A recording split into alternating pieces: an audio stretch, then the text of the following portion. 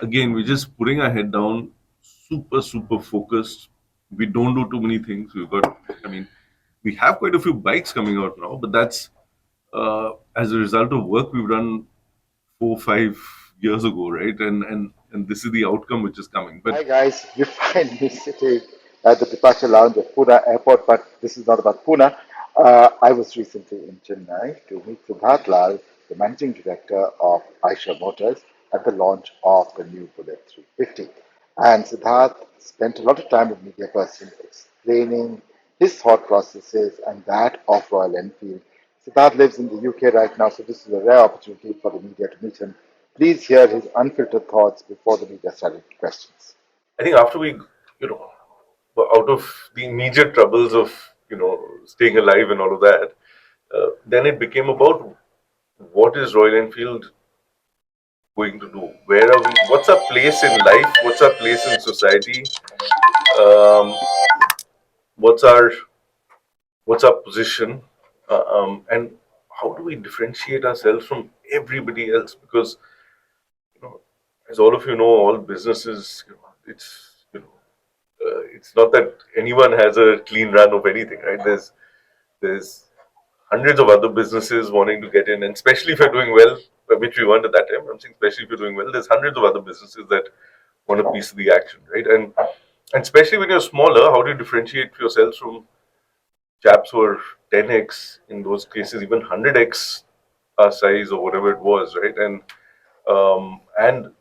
even more in terms of capability and strength and other such things. So I think that's where we really so there's one big thought that happened that time, and then there's another sort of new thought which has happened in the last few years. But I'll tell you the big thought first, which was all about our the gap that we saw globally. The gap was in mid-size market. Yeah. And if you look at a pyramid of any product in the world, you have a base of mass products. You have, let's say, premium luxury products on top, and but the middle is also pretty big. In motorcycles, it wasn't, and and uh, and the reason was because this market was not served well. So unless you serve a market well, it's not going to be there, right? So we decided that we see the gap. We're the guys who can serve this market well with a very, but it's not just serving it well. So the factors were that we saw that markets like India and emerging markets were going to become more premium. They wanted to go up. So the 100cc commuter guy wanted something more. Their affordability was going up. All of that, and that's happened. And what we also saw was that peak motorcycle had been reached in Western markets where the 200 horsepower sports bike, you know, to make that 210 or 220 horsepower was not. People were just like, dude, that's it's already 90% more than what I can use. So it had just reached a point where, and people were getting older in Western markets, so the demographic was changing, and there was a bit more pressure on the wallets than in the heydays of the 70s, 80s, 90s. So all that also pointed us to the fact that there people will be downsizing a bit in markets like here will be upsizing in India, and therefore we said mid-size where we will serve everybody. We will serve the premium end of markets like India, and we will serve the emerging mid-size market in in Western markets and more developed countries. And honestly, absolute sweet spot for the countries between India and the West, right? So things like places like Thailand, places like Brazil, which are economically a step above India and economically a step below, let's say, the Western markets. That's total sweet spot, right? For what I'd really like you guys to understand, that's what the differentiation, and that's what Royal Enfield is about, is that we always came with this and with a premium quality, I would say, premium mindset, not just on product, but on every single thing that we do. It's in our DNA, right? The premiumness. And that was always in our DNA. And we've seen much more of it now, but it's in every single thing that we do. We don't we'd rather not do things than do something shoddy, right?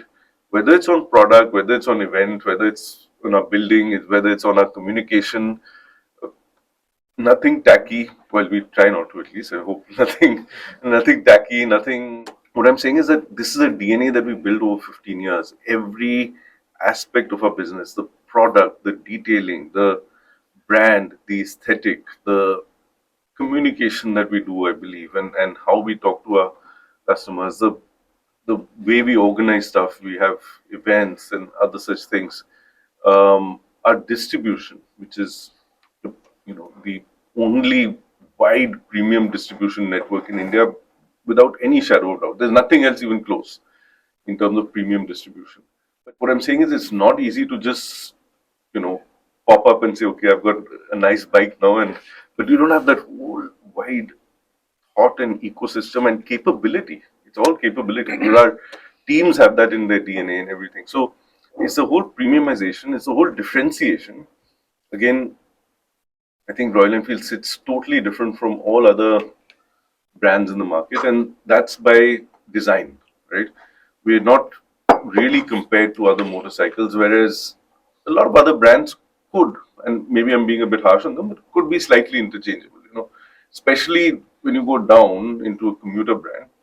Acha, that guy is giving a little bit discount, I'll move quickly switch brand, or you know, it's a bit more fungible, I'm getting a better deal or something of the sort. It's a bit more fungible at a lower level, but once you come here, this is totally differentiated, right? So that's always been our thought process. And I think the other thing which we look at Royal Enfield is um, and hopefully, I think we talked about it last night also with some of you, is the whole long term approach, because of course, we've evolved a lot, but we've been, I think Ketan and I were talking about it, yeah, we've been absolutely unwavering for the last 20 years, right? Because he says it's nearly boring, I think, Ketan said, because, the same thing we've been repeating again and again for the last 20 years. This is our approach, this is how we do things, this is what we want to do.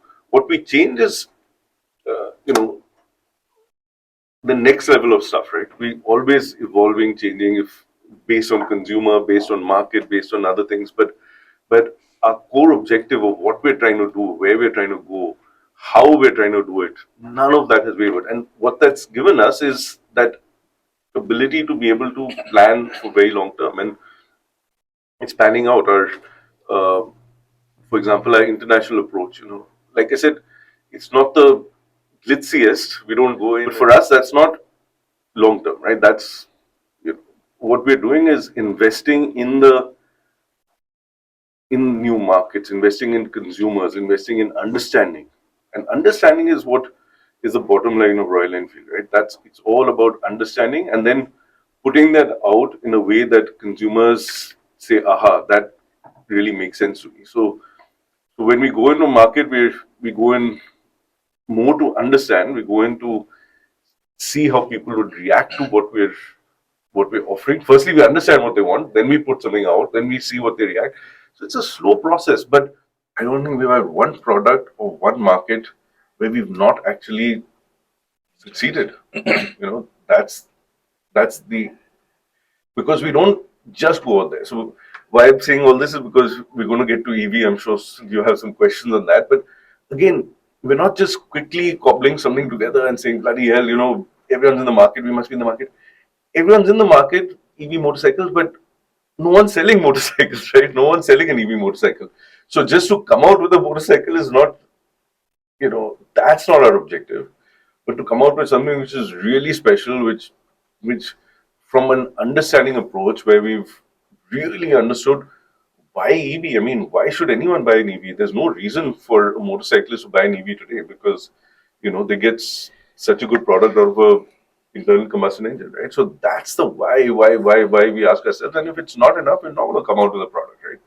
Only if we really take advantage of that EV and we put something out there that's path breaking, that's differentiated, that's really unique, and that people lust after and say, bloody hell, this is amazing, and we really want it. Only then we'll come out with the product. There's no need to come out with something just to tell people, oh, we've got an EV, but we're not able to sell it, right? So So that's really how we're approaching it, and that's our consistent thinking about everything over the last many years. Over time, what happens is, and you guys understand this very well. We had that chat last night also. Is that when everyone keeps asking about इस quarter में क्या हुआ, उस quarter में क्या हुआ, companies tend to become quarterly focused, right? We're not. We're very long term focused, but you start saying, "Acha, now that 0.1% EBITDA नीचे हो गया, what do we do about that?" It doesn't matter. Right? It doesn't matter. We don't care about that, really. So we actually then internalize that. We said, "Look, it's not about that last, squeezing out that last 1.1% of margin. What are we really after?" So we had this whole approach of rebalance, and that was about how do we, for the next decade in Royal Enfield, how do we work our company to get to what we want to? And that rebalance, one of the pillars was, growth versus profitability. So it's not just to make that extra bit of margin, but it's about how do we get really solid growth in this company, and with, of course, good margins. So that whole equation is what we re-looked at, and I think we're very delighted about what the outcome was. And then we had a lot of, and you're seeing resurgent growth in Royal Enfield, new products, all of that. One of the loudest voices in the company which came out was the sustainability voice, right? Which was that, um, again, over years, this whole capitalism business, what happens is you become extremely commercially focused, right?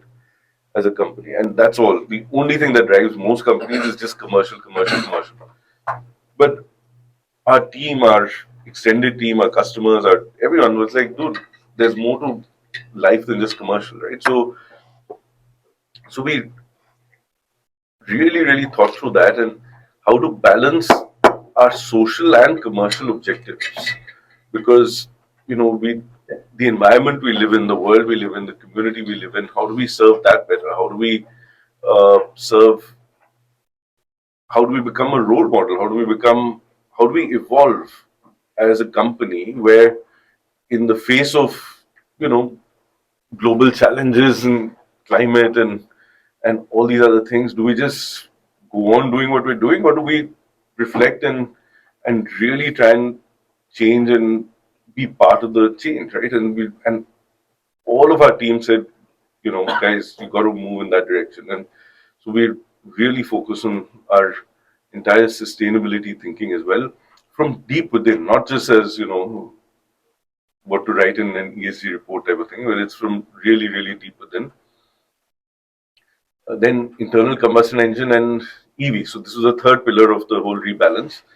And I mean, we make really, really good petrol engines and motorcycles, and we don't intend to stop doing that, and we intend to continue to invest there and continue to do great stuff. In fact, we've just started making great stuff here, so we don't want to stop at all right now.